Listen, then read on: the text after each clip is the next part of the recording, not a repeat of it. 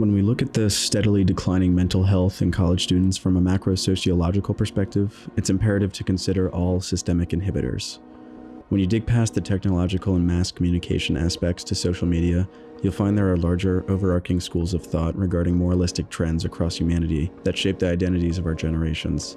With the extremely high correlation between social media use and individuals plagued with mental health issues, it is worth discussing some of these shifts and analyzing how they may factor in today's stigma around mental health, as well as its catalytic role in some of the more alarming statistics on college student mental health discussed previously in this video series. Going way back to early biblical depictions of humanity, there was a popular worldview of moral realism which placed great emphasis on sin and human weakness. Heroes were deeply flawed and often meek in stature.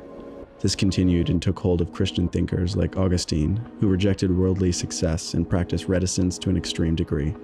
It later would find a voice in humanists like George Eliot and Samuel Johnson, who believed the path to virtue is winding and extensive, that the world is more complex than reason, and that individuals must give themselves to institution. The 1700s paved the way for moral romanticism and the belief of inner goodness. This worldview placed trust in the individual and combated moral realism for majority hold in society. It was sometime in the 1940s when moral realism was practically abandoned altogether. The greatest generation, around the world, had seen the likes of both the Depression and World War II. Society was ready to indulge, and we slowly started to become bent on consumption-based lifestyles, abandoning concepts of self-restraint and reticence. Humanistic psychology furthered this, with emphasis on self-love and man's rationality. This paved the way for society's shift toward the big me, which revered self-expression and the romantic concept that there is a genuine golden core to our being that is to be trusted as our inner wants. At this point, you're probably thinking, what does moral realism have to do with mental illness? I suggest rather that the shift towards the big me, combined with the bells and whistles of the 21st century technology boom, was the perfect recipe for social media.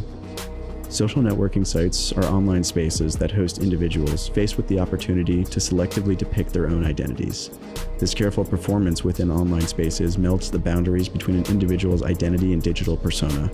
Furthermore, these coalescing identities of college students become increasingly entangled because of their frequent engagement, thus making the individual susceptible to the unhelpful ways of thinking discussed in the previous video, and possibly compounding a negative mental health state.